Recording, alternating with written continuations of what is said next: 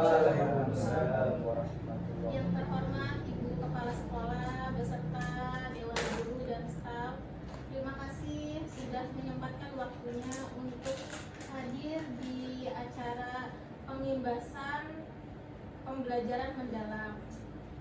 Nah, di sini saya akan menjelaskan yaitu modul 3 dan modul 4. Yang pertama itu modul 3, judulnya asesmen dalam pembelajaran mendalam. Selanjutnya, penilaian atau asesmen adalah proses pengumpulan dan pengolahan informasi untuk mengetahui kebutuhan belajar dan capaian perkembangan atau hasil belajar murid. Contohnya, ketika kita membuat RPP atau modul ajar itu pasti di dalamnya itu ada yang namanya asesmen penilaian, ya kan? Nah, di situ kita bisa mengumpulkan dan mengelola informasi untuk mengetahui kemampuan hasil belajar murid itu seperti apa. Seperti itu.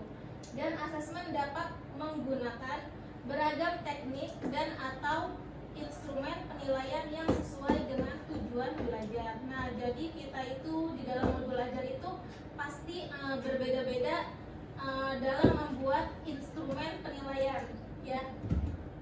Selanjutnya, yaitu ada berkeadilan, objektif, dan edukatif.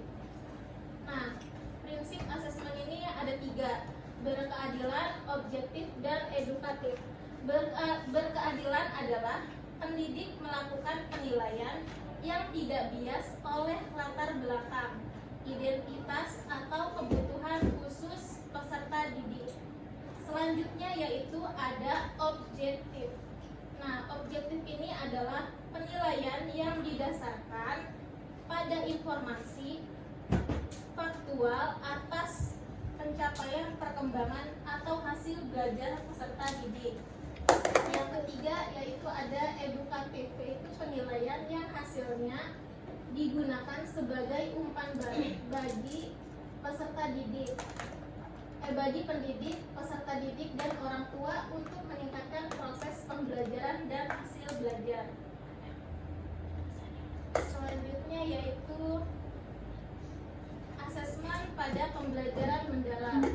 Pengembangan asesmen pada pembelajaran mendalam yaitu dibagi menjadi 2: asesmen formatif dan sumatif. Asesmen formatif perlu dikuatkan untuk memberikan umpan balik selama proses pembelajaran, dilakukan secara bertahap dan berkelanjutan untuk mencapai level pembelajaran mendalam. Mempertimbangkan 3 pengalaman belajar atau disebut PM, yaitu ada 3: memahami, mengaplikasi, dan merefleksi. Sedangkan asesmen sumatif dilaksanakan untuk mengetahui capaian pembelajaran secara menyeluruh. Nanti selanjutnya saya akan jelaskan. Nah, di sini ada asesmen pada pembelajaran mendalam, yaitu pembelajaran mendalam mendorong adanya transferable skill murid agar dapat menerapkan pengetahuan, sikap, dan keterampilan pada kehidupan nyata.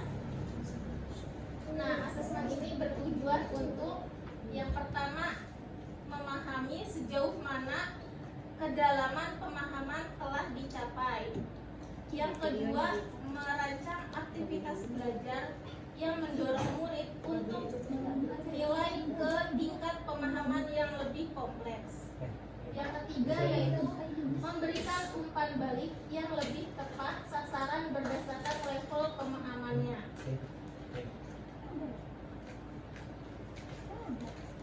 Selanjutnya yaitu asesmen formatif. Nah, yaitu asesmen yang bertujuan untuk memberikan informasi atau umpan balik bagi pendidik dan murid untuk memperbaiki prosesnya belajar. Nah, asesmen formatif ini ada 2, yaitu asesmen di awal pembelajaran dan yang kedua itu ada di dalam proses pembelajaran. Sedangkan di awal pembelajaran itu adalah dilakukan untuk mengetahui kesiapan murid untuk mempelajari materi ajar dan mencapai tujuan pembelajaran yang direncanakan. Tiketnya juga dikasih ke pengawas. Contohnya itu kalau di awal pembelajaran itu contohnya kita itu sebagai pendidik harus melihat peserta didik itu apakah siap untuk belajar atau tidak. Itu. Yang kedua yaitu adalah asesmen di dalam proses pembelajaran yang dilakukan selama proses pembelajaran untuk mengetahui perkembangan murid dan sekaligus memberi umpan balik yang tepat. Contohnya itu ketika kita mengajar, kita harus mengetahui perkembangan murid dan kita juga harus memberikan umpan balik kepada siswa. Seperti itu. Selanjutnya asesmen sumatif.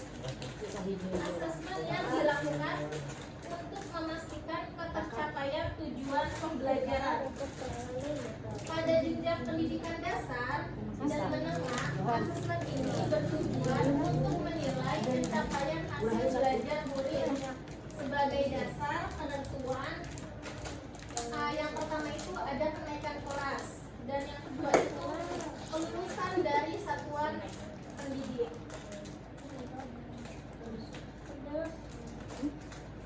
Selanjutnya yaitu asesmen. Nah ini sama aja, asesmen itu dibagi menjadi dua, penilaian formatif dan penilaian sumatif. Nah dalam penilaian formatif itu ada dua juga, asesmen as learning yaitu asesmen untuk refleksi diri murid dan refleksi proses pembelajaran. Contohnya itu seperti kita membuat jurnal, refleksi, self assessment, terus peer assessment, checklist, kemajuan belajar dan lainnya. Mungkin di LS juga ada ya yang namanya itu refleksi yang di checklist itu. Terus yang kedua itu asesmen for learning, yaitu asesmen untuk perbaikan proses pembelajaran. Contohnya itu seperti peta konsep, umpan balik, classroom, atau observasi dan lain sebagainya. Dan yang terakhir itu ada penilaian sumatif. Assessment of learning, asesmen mengukur capaian pembelajaran murid pada akhir pembelajaran. Yaitu contohnya itu seperti tes lisan, tes tertulis, laporan, penilaian proyek, portofolio dan lainnya. Contohnya mungkin seperti ulangan itu kita sebagai pendidik harus apa sih namanya mengasih tugas ke anak, apa itu tes lisan atau tes tulis atau praktek, atau si anak itu kita memberikan laporan kepada anak, seperti itu, memberikan tugas kepada anak. Yang selanjutnya yaitu ada contoh teknik umpan balik. Nah di sini ada tanda panah dari warna merah ke warna biru, dari bawah dulu baru ke atas. Yang bawah itu klarifikasi. Klarifikasi itu ajukan pertanyaan klarifikasi. Contohnya seperti kita sebagai pendidik itu pasti pernah bertanya kepada anak dan anak itu akan menjawab. Itu yang disebut dengan umpan balik. Nah terus si anak itu bakal memberikan pertanyaan kepada kita, nanya kepada kita dan kita itu bakal jawab. Itu disebut juga dengan klarifikasi. Terus nilai itu adalah berikan komentar atau kekuatan yang terlihat. Nah kita itu harus memberikan nilai kepada anak secara lisan, seperti itu, berkomentar atas kekuatan yang terlihat. Perhatian itu berikan komentar jika ada hal yang kurang sesuai atau kurang lengkap dan menjadi perhatian kita.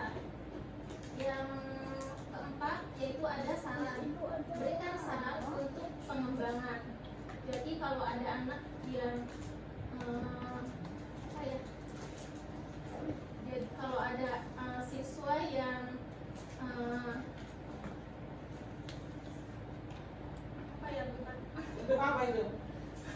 Bicara. Mungkin Bu Rahayu misalnya ada anak yang tadi kan dari nilai ya. Iya. Misalnya seseorang nilainya itu tadi besar dan kecil atau berapapun misalkan sarana ini sudah bagus tapi dikatakan kembali. Ya, kita harus memberikan saran kepada siswa. Itu Terus apresiasi yaitu pujian atas usaha yang dilakukan. Jadi kalau anak udah mengerjakan tugas itu kita harus memberikan pujian atau apresiasi kepada anak tersebut. pinter.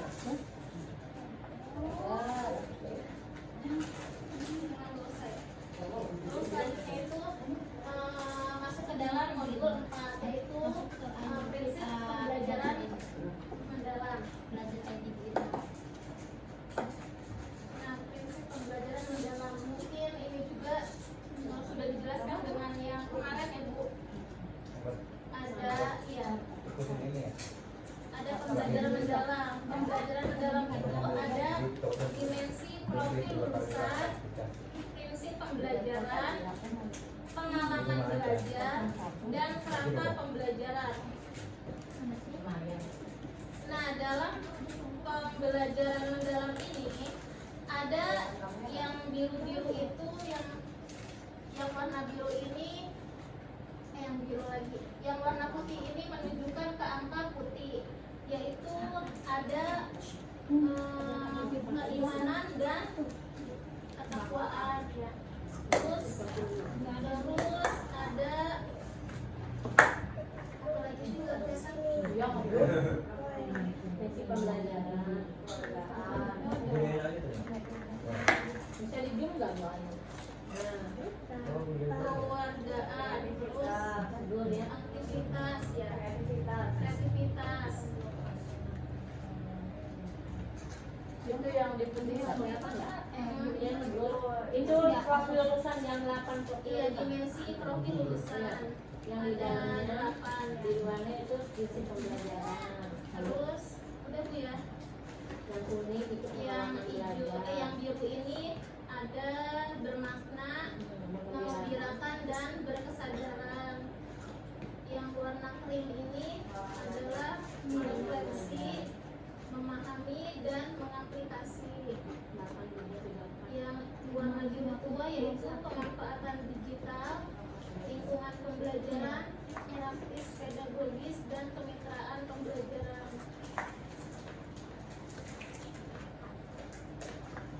Nah, di dalam penerapan prinsip pembelajaran mendalam ini ada berkesadaran yaitu kenyamanan peserta didik dalam belajar, fokus konsentrasi dan perhatian, kesadaran terhadap prosesnya berpikir, kesempatan peserta didik untuk menentukan pilihan dan memiliki alasan atas pilihannya, keterlibatan peserta didik dalam mengembangkan strategi belajarnya, keterbukaan terhadap perspektif baru dan keingintahuan terhadap pengetahuan dan pengalaman baru.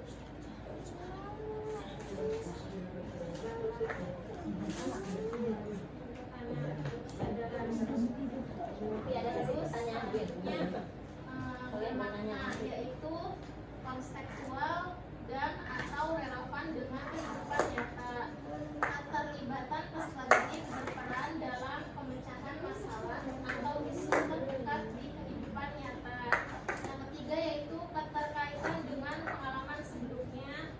Yang keempat, kebermanfaatan pengalaman belajar untuk diterapkan dalam konteks baru. Yang kelima, keterkaitan dengan bidang ilmu lain. Dan yang terakhir itu adalah pembelajaran sepanjang hayat. Ini yang bermakna. Terus yang menggembirakan yaitu lingkungan belajar yang interaktif, aktif pembelajaran yang menarik, minat dan rasa ingin tahu. Yang ketiga yaitu menginspirasi. Yang keempat, tantangan yang memotivasi. Yang kelima,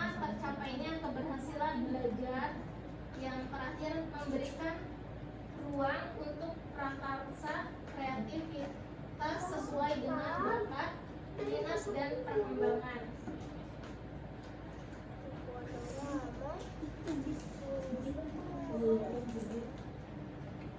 Selanjutnya yaitu ada prinsip pembelajaran mendalam. Penerapan prinsip pembelajaran mendalam dapat terjadi secara terpisah ataupun simultan dan tidak berurutan. Ketiga prinsip pembelajaran tersebut di atas dilaksanakan melalui olah pikir dan hati, olah rasa dan olah raga. Dalam pandangan Ki Hajar Dewantara, keempat upaya tersebut adalah bagian integral dari pendidikan yang membuat manusia seutuhnya. Apa yang dimaksud dengan olah pikir, olah hati, olah rasa, dan olah raga? Mari kita simak penjelasannya itu di Nah, yang pertama itu olah pikir atau disebut dengan intelektual.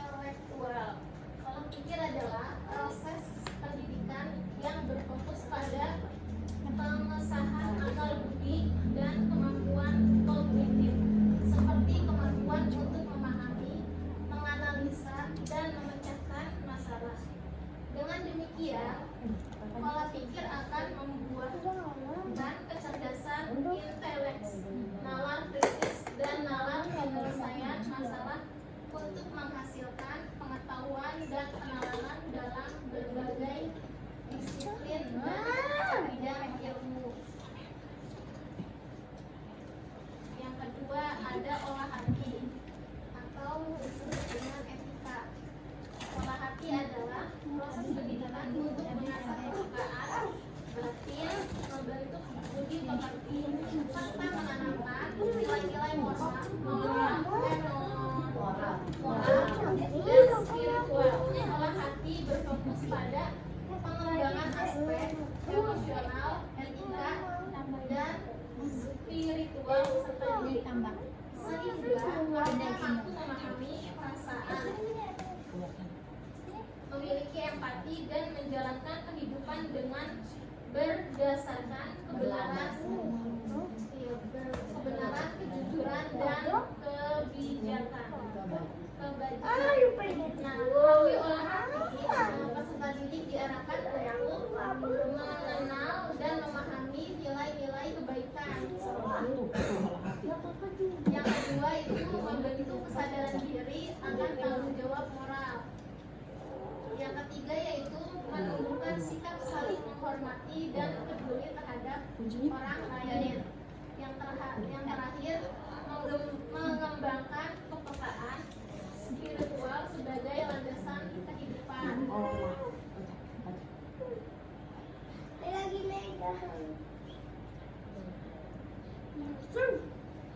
Selanjutnya ada olah rasa estetika, yaitu adalah proses pendidikan yang bertujuan untuk mengembangkan kepekaan estetika, empati, dan kemampuan menghargai keindahan serta hubungan antar manusia.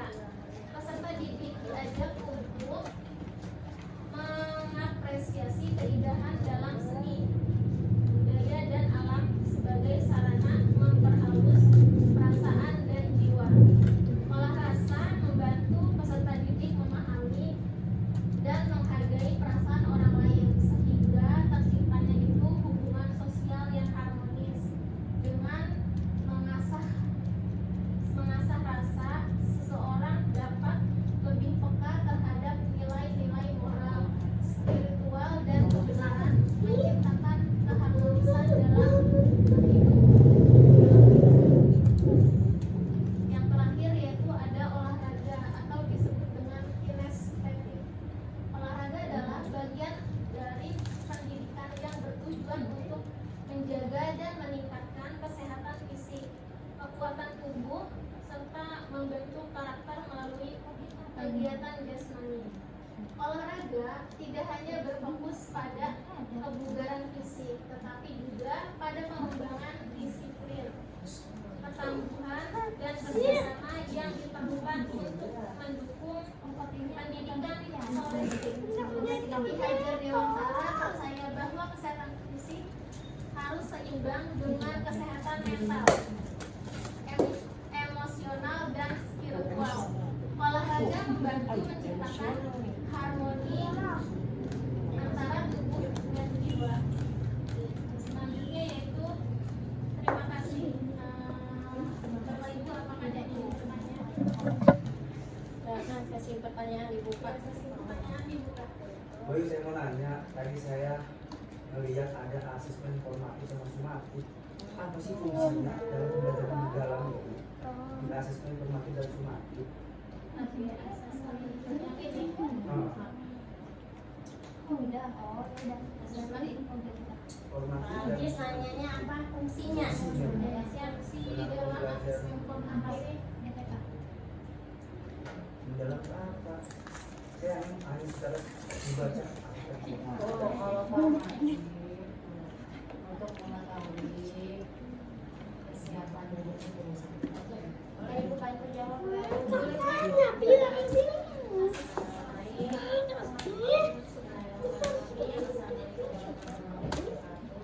Wah, Ini solusi ini adalah artinya diskusi ya, kita sharing, saling berbagi, mungkin Burahayu juga menyampaikan berarti Burahayu juga sama Bifan lebih seakan-akan mungkin teman-teman yang hari-hari ini lebih paham ya Burahayu ya sama. Maka ketika ada pertanyaan teman-teman, oke kita bahas bareng-bareng. Tadi Pak Aris bertanya apa sih fungsi ya? Apa sih buat apa kita ada asesmen? Asesmen itu adalah istilah yang terbaru, belum namanya penilaian. Sekarang sebelum menjawab, Ibu mau nanya lagi ke Pak Aris. Pak Aris kan ngajar nih, apa yang dilakukan Pak Aris setelah mengajar? pertama Nah, dari anak-anak paham saya kita ajar. Nah, bagaimana caranya Pak Aris mengetahui bahwa anak itu sudah paham atas apa yang kita sampaikan? Kita memberikan pembelajaran dalam bentuk apa ya dia? Contohnya dalam bentuk kalau belajar dia permainan, misalkan begitu ya. Terus dalam berbentuk Contoh satu aja. yang buat anak-anak itu paham. Nggak penting gini. Tadi kan tadi bertanya apa sih fungsi daripada asesmen? Tadi bertanya bisa ngajar nih. Tujuannya tadi apa? Tujuan tadi mengajar untuk apa? Untuk ini bu, transfer ilmu gitu. Hanya transfer ilmu doang. Nanti jawabannya Pak Aris sendiri yang jawab gitu. Banyak sih bu ya. Maksudnya nih, Pak Aris kan ngajar nih di olahraga, katakanlah atau motor. Nah, Pak Aris kan ngajar itu bukan hanya mentransfer ilmu, tapi sesuatu yang kita harapkan. Apa harapan Pak Aris?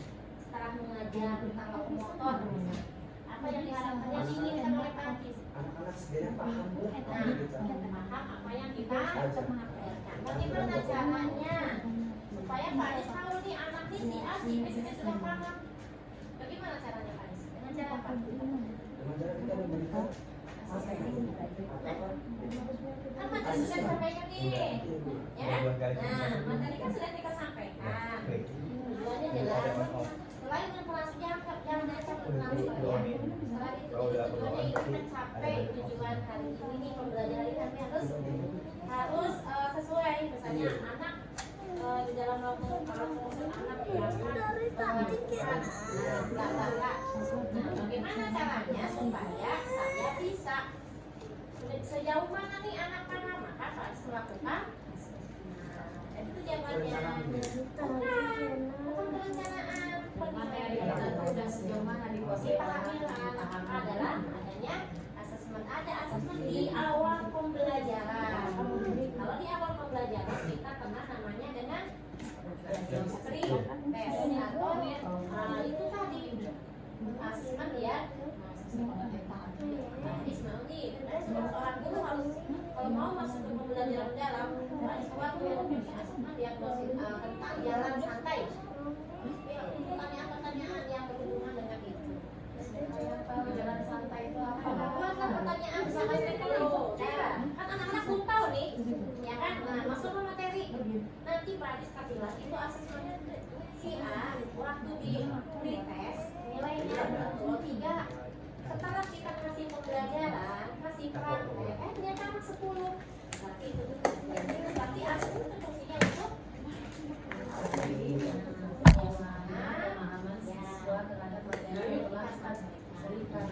maksudnya tuh banyak, ada di awal, ada di proses, ada di akhir. Jadi di nilai itu, di data nilai harian tuh ada data nilai harian kan? Nah itu kita kasih nilai, ada nilainya di tengah-tengah di proses tuh, ada yang setelah pembelajaran. Kalau yang asesmen sumatif itu yang sekarang ini contoh salah satunya nih sedang PTS. Berarti itu ada ulangan harian yang setelah satu bab selesai. Ada dalam penilaian proses. Jadi ketika hari ini anak bisa melihat jalannya. Seperti kemarin ibu kasih tahu Pak Jaka harus punya rentang nilai. Jika anak bisa melakukan jurus ke-1 dengan benar, kasih nilai berapa? Jika jurus ke-1-nya betul tapi tidak, misalnya powernya kurang, berarti nilai. Jadi intinya fungsinya kita untuk mengetahui sejauh mana. Nah, ya. Yang masih kita sampaikan, ya. Siap on. Semester berapa? Yo, kalau film itu yang kayak gitu nggak ngerti analisis. Saya ingat ya pertama kali kuliah analisis juga diajarin di sana loh. Namanya kan kita lagi prakteknya. Maksud Pak Adi tadi kan di pembelajaran mendalam, maksud pembelajaran mendalam itu sampai ke akar-akarnya. Jadi anak pun tahu, jangan sampai di materi itu Pak Adi gini. Nah anak kita yuk belajar nalapa motor. Apa tuh nalapa motor nak? Misalnya lompat. Loncat, tapi cuma ngomong lompat, tapi anak tidak praktekkan lompat. Jadi anak harus betul, oh ini loh lompat. Ya, udah mana yang lain ya, kita saling bantu. Ini bukan ini ya, kita sharing aja. Sebetulnya kalau ibu memahami pembelajaran mendalam itu bikin pembelajaran zaman dulu, zaman kita nggak belajar. Sebetulnya kita sudah tadi ada apa ya, 4, ada olah hati, ya, olah rasa, olah pikir, olahraga. Itu sebetulnya sudah kita lakukan keseharian, cuman beda bahasa. Sekarang olah rasa, olah ini, bukan ini belajar yang sosial, olah rasa, atau olah hati, estetika. Kita ngajarin anak kan sopan santun, olah hati, bagaimana cara menghargai nilai-nilai kebaikan anak kita sudah sebetulnya. Hanya ini mah namanya aja yang beda. Yang udah kasih itu apa tuh? Apa di kan persepsi. Iya, sama. Jadi model pilus ini nih, pilus ini di rumah kan sukro. Nah sekarang mah jadi pita, dikemas dengan bungkus yang lebih menarik sehingga orang penasaran ingin beli. Nah sama. Ada sekarang RPM, rencana pembelajaran mendalam, gitu. Habis ini ya, bukan lagi yang kedua olah hati, olah rasa. Nah, olah rasa dulu mah kalau kita ngaji sama anak sosial, kita tidak bisa hidup tanpa orang lain. Namanya apa tuh? Manusia adalah makhluk sosial. Nah, itu kan kesini larinya. Dulu makanya kita bikin SMP itu harus ada membedakan, Iya, mengetahui, menyebutkan, sama kan? Cuma beda kemasan. Mas beda bahasa. Beda bahasa doang. Iya. Di MPM itu ada tulisan profil apa? Ada kita ngajar ini pengen harus ngambil 8 profil lulusan kan, ada kebinekaannya. Misalkan PPKN belajar apa sih kebinekaannya ada. Apa? Ketuhanan yang maha esanya ada. Tentang keluarga pasti ada kan? Gitu. Seperti itu sebetulnya. Jadi tidak ada yang berubah, hanya bedanya itu bahasanya aja. Olah pikir, olah hati, olah rasa. Nah ini nih, itu yang putih ini adalah 8 profil lulusan. Pembelajaran mendalam. Akan belajar yang tema materi sebenarnya kalau Ya semua juga mesti masuknya. Cuma di sini berharap si peserta didik itu betul-betul memahami sampai. Kalau kemana yang dengar Bu Haji Ade ngomongin toge itu? Ya kan?